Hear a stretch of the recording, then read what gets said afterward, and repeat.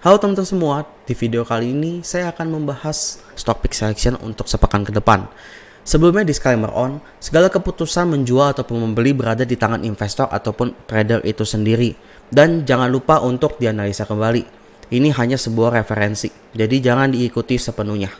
Oke, kita langsung aja masuk ke IHSG terlebih dahulu. Saat ini IHSG dia masih cenderung uptrend ya, dia sudah membuat rejection di candle daily. Dan IHSG kalau kita pantau untuk sepekan ke depan itu dia berpeluang untuk mencoba resistensinya kembali. Ya. Di 6.874 sebagai resistensi yang cukup kuat untuk saat ini.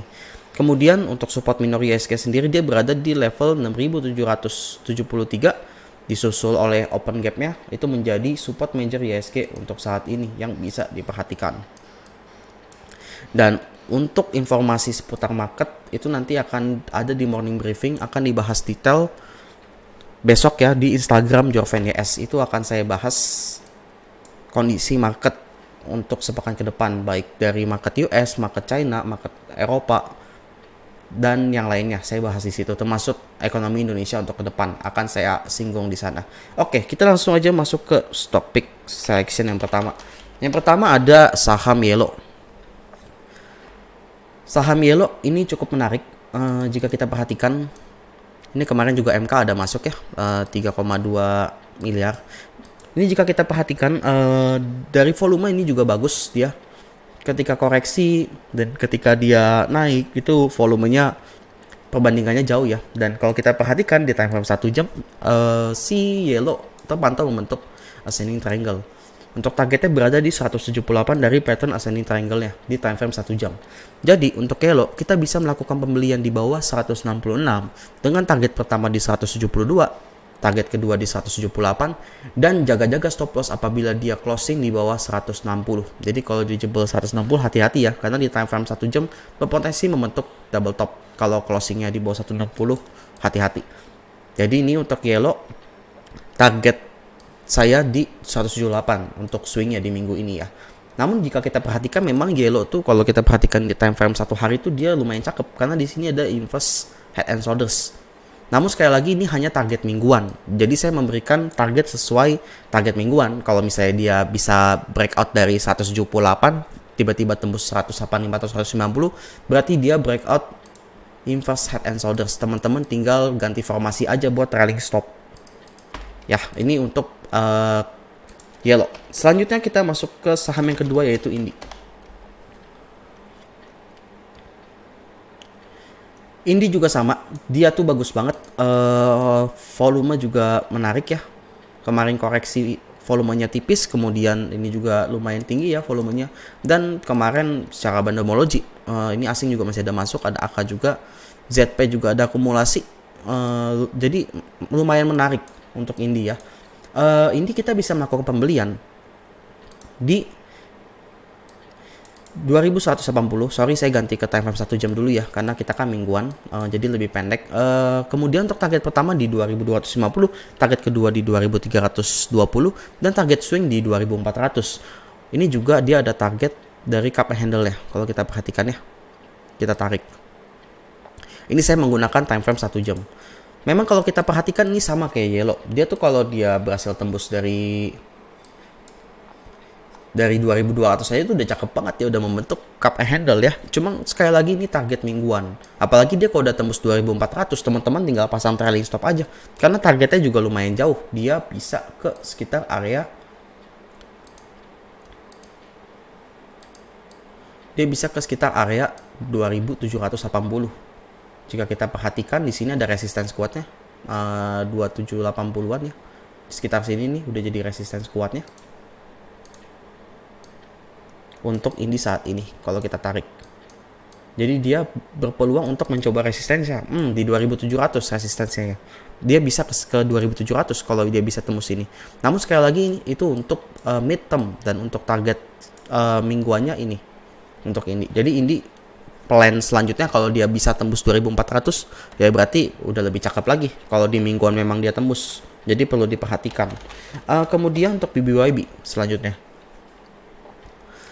Untuk BBYB juga masih bagus di view saya, minimal dia bakal ngetes ke TP1 dulu ya. Kalau kita cek di time frame 1 jam. Di time frame 1 jam ini dia ada falling wedge dan berpeluang menuju ke 2380. Untuk plannya sendiri kita bisa melakukan pembelian di bawah 2290 dengan target pertama di 2340, target kedua di 2420 dan target swing di 2480. Jaga-jaga apabila dia closing di bawah 2150 karena itu sudah di demand areanya untuk si BBWB.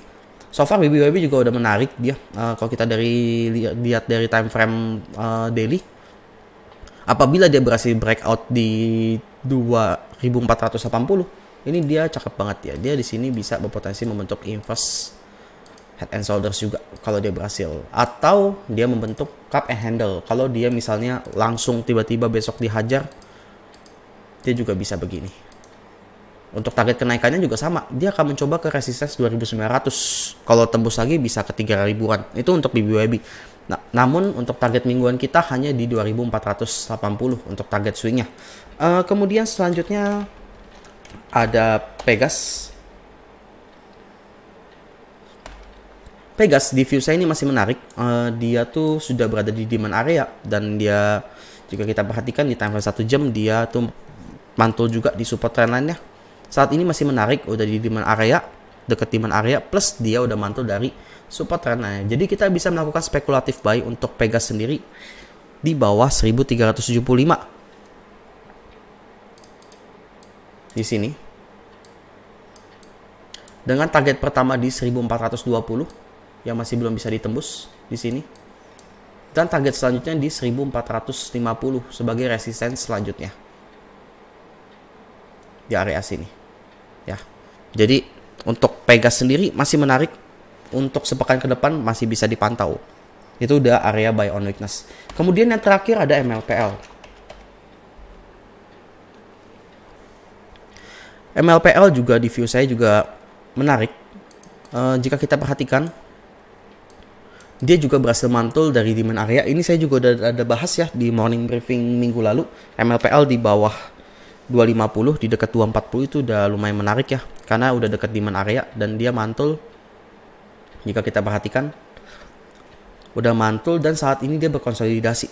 Dan jika kita perhatikan, sebenarnya di candle daily itu tuh dia bagus banget kalau menurut saya, karena volume ketika dia koreksi itu tipis ya. Jadi ketika dia kemarin ARB di sini, itu volumenya tipis.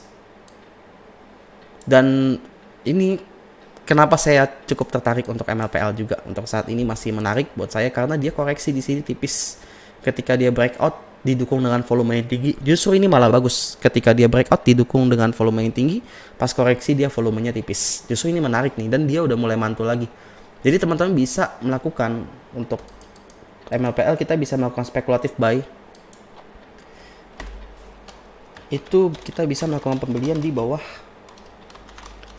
248 dengan target pertama di 260, target kedua di 272 dan target swing di 280. Jaga-jaga stop loss apabila dia closing di bawah 232 dari demand area ini.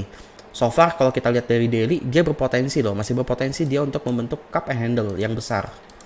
Namun memang ini udah menjadi resistance yang kuat saat ini. Jadi dia masih konsolidasi dulu. Kalau dia bisa break, ini bagus banget. Ini untuk MLPL. Oke teman-teman, kurang lebih ini stock pick selection dari Vanzo Trade. Semoga bermanfaat buat teman-teman semua.